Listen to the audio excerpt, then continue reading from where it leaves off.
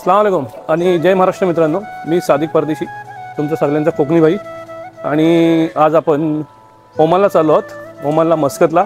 आणि मी आता आहे श्री छत्रपती शिवाजी महाराज इंटरनॅशनल एअरपोर्टवरती आणि तिथे आपण चेक इन करणार आहोत। तर तिथे आपला जो लगेज असेल तो सबमिट करून तिथून बोर्डिंग पास आणि इमिग्रेशनचा शिक्का घेणार आपण आणि तिथून मग आपण निघणार। आपल्या जो गेट नंबर दिलेला असेल तिथे आपण जाणार आणि मग तिथून प्लेनमध्ये बोर्डिंग करणार।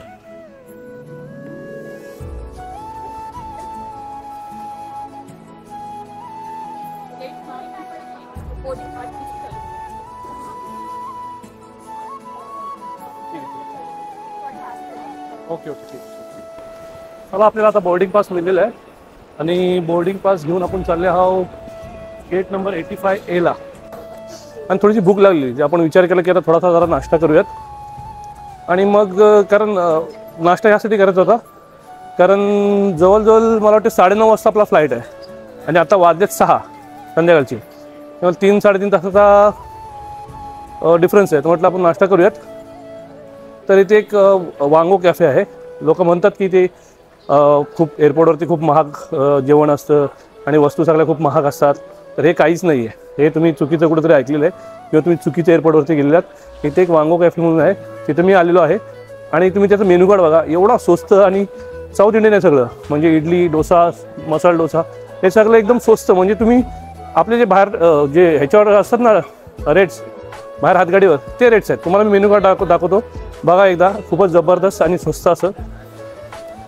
हे पहा, फक्त 655 रुपयाला मसाला डोसा आहे आणि 545 रुपयाला इडली वडा आहे, 220 रुपयाला कॉफी आहे। तर खूपच स्वस्त आहे, तुम्ही याचा आस्वाद घेऊ शकता। तर इथे अजून एक कॅफे आहे जिथे तुम्हाला वडापाव, समोसा, व्हेज थाली, पावभाजी, पुरी भाजी हे सगळं आहे आणि हे रेट्स आहेत त्यांचे।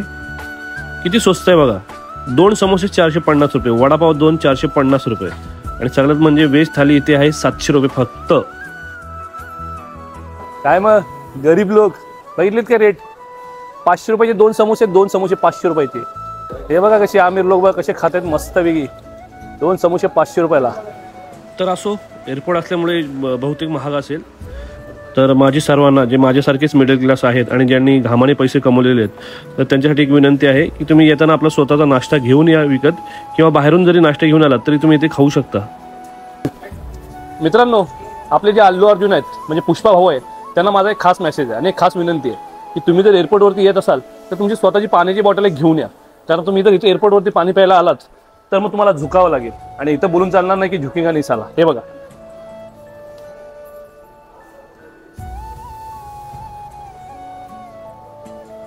असं पाणी प्यावं लागते, त्याच्यामुळे तुम्हाला झुकावंच लागेल। इथं काही नाटकी बिटकी चालणार नाही तुमची, झुकेंगा नाही साला, इथे झुकावंच लागेल, नाही तर मग पाण्याची बॉटल घेऊन या। तर आपले अल्लू अर्जुन पुष्पा भाऊंवरती 65 जोक मारून झाल्यानंतर आम्ही निघालो इथून बोर्डिंगला आणि आपल्याला घेण्यासाठी एअर इंडियाची बस आलेली आहे समोर आणि ती बस आपल्याला घेऊन जाणार आहे एअर इंडियाच्या आपल्या विमानाजवळ। तर आपण आता या बसमध्ये बसलो आहोत, उभे आहोत आणि बकऱ्या मेंढऱ्या जशी घेऊन जातात तशी आपल्याला ही बस आता आपल्या विमानाकडे घेऊन जाणार आहे।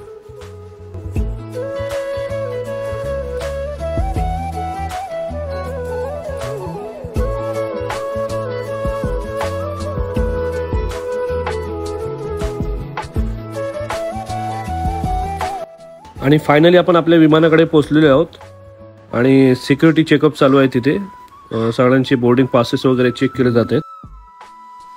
आणि विमान जसं जसं जवळ येते, म्हणजे जसं जसं विमानात बसायचा टाइम येतोय तशी तशी माझी फाटत चाललेली आहे। आणि यांच्या या क्रू मेंबरला आपापसात डिस्कस करताना पाहून तर माझी अजूनच फाटत चाललेली आहे। काही गडबड आहे का, काही विशेष काय प्रॉब्लेम आहे का, ते सगळं चेक करतायत। तर असो, अल्लाचं नाव घेऊन मी पुढे निघालो आणि हा आहे आपला एअर इंडियाचा एक्सप्रेस विमान। आणि एक गोष्ट मला नक्की जाणवली की तुम्ही किती बहादूर असाल पण तुमची ज्यावेळी फर्स्ट जी फ्लाईट असते, तुम्ही पहिल्यांदा विमानात ज्यावेळी बसता त्यावेळी तुम्हाला तुमचे सर्व कांड आठवतात, तुम्ही केलेले कर्म कांड हे तुमच्या लक्षात येतात आणि देवाची जास्त आठवण येते। तर मग चला, आपल्याला आपली सीट मिळालेली आहे आणि आपण आता थोडासा जरा आराम करूयात। आणि मग थोड्याच वेळात आपले जे एअर इंडियाच्या एअर होस्टेस आहेत त्यांनी आपल्याला एक डेमो दिला की की अल्ला न करो आणि जर विमान अपघातग्रस्त झाला तर आपत्कालीनमध्ये तुम्ही कसे वाचू शकता. खरं तर हे सगळं पाहून मला जास्त टेन्शन आलं आणि हा विचार आला की खरंच जर विमानाला अपघात होत असेल तर कोणी वाचू शकतं का. तर माझे जेवढे जे मित्र आहेत किंवा रिलेटिव्ह भाऊबंधू आहेत आणि जे आपल्या कामानिमित्त गल्फला ॲब्रॉडला वगैरे जात असतील आपल्या फॅमिलीला सोडून इथून, तर खरंच त्यांच्या कार्याला सलाम आहे. आणि जे तुमच्यासाठी तिकडे काम करत असतील, तुम्हाला पैसे पाठवत असतील तर खरंच त्यांची रिस्पेक्ट करा. कारण हा विमान प्रवास जो आहे तो खरंच सोपं नाही आहे आणि आपला जीव मुठीत घेऊन जायचं आहे. आणि कित्येक वर्ष ते लोक ह्या विमानाने प्रवास करत आहेत आणि आपला जीव धोक्यात घालून तुमच्यासाठी काम करत आहेत.